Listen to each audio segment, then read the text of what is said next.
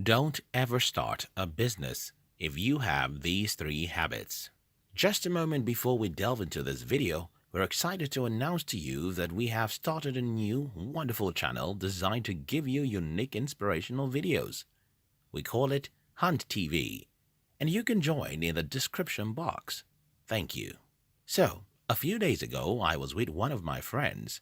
He is an entrepreneur, just like me, and we were talking about some of our crazy decisions, comparing them with the decisions of most people around us. It is as though as we were both raised by the same parents, but that's far from it.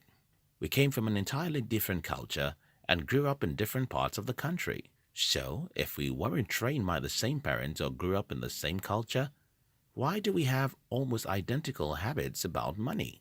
Here's the thing. Entrepreneurship is like a religion. It doesn't matter where entrepreneurs grow up or how different their early life is, some certain traits and habits go with being an entrepreneur, just as certain belief systems go with being a Christian or a Muslim. And don't get me wrong here. I don't mean to say that entrepreneurs are born. Just like you can be converted into any religion at any age, you can be converted to entrepreneurship. And here are the three habits you'll never have as an entrepreneur.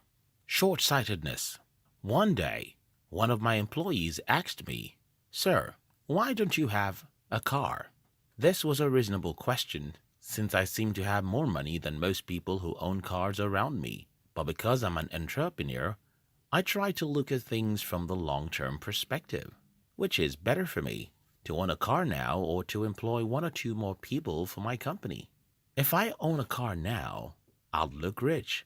But if I employ one or two more people for my business now, I'll become richer this time next year. This video isn't made to discourage you from owning a car.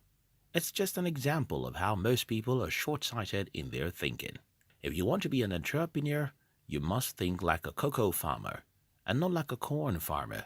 The difference between the two is that if you plant corn, you'll harvest it in the next 90 days. But if you plant cocoa, you'll have to wait for a few years. However, a cocoa farmer has his streaks of making his money year after year for many years to come, while a corn farmer loses all his corn after a single harvest. If all you see is today, you're not made for entrepreneurship.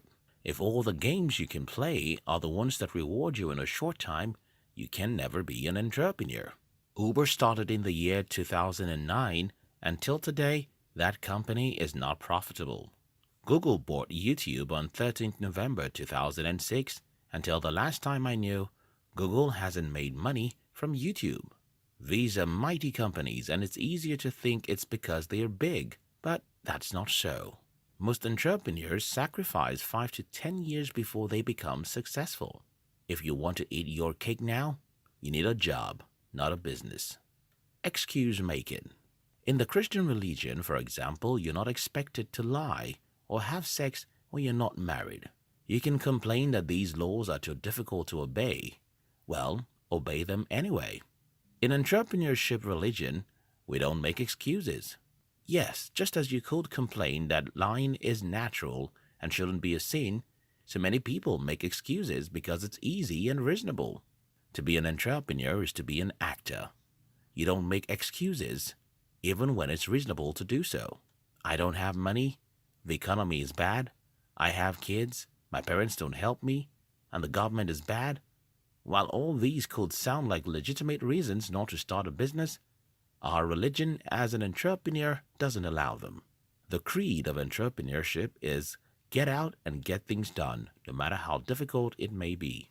The good news is that excuse making is not what you were born with. It's a habit and can be changed. How to stop making excuses is by starting to reprogram your mind. Stop seeing why it's not your fault. Start seeing why you are to be blamed. Take full responsibility for your life, and you'll start blaming the person you see in the mirror. Time monitoring. I just got a report from my phone that I spent 49 hours on my mobile phone screen last week. If I don't get this kind of report, there's no way I'll ever believe that I spent half of such time on my phone. The truth is, our mobile phone has become our closest companion, and if care is not taken, we'll waste our life by simply enjoying what the internet offers. I don't mean to say that spending a ridiculous amount on the phone is a crime.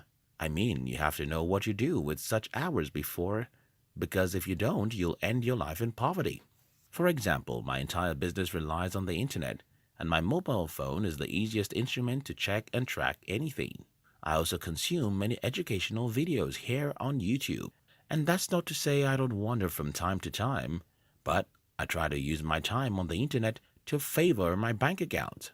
Again, our religion as entrepreneurs doesn't allow time wasters. That's because there are a million things to do before you can successfully build a company from scratch. You can't be busy consuming social media for entertainment and you'll want to be a member of our religion. You can't be busy gossiping about every little thing and want to be a part of our religion. Entrepreneurship requires crazy focus and extreme determination, which most people don't have. Time, that's the only asset you can ever have that can never be bought or regained. Waste it, and you won't be able to build anything worthwhile. Live for tomorrow. Stop making excuses. Stop wasting time.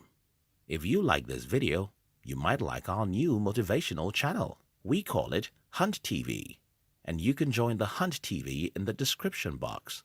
We love you.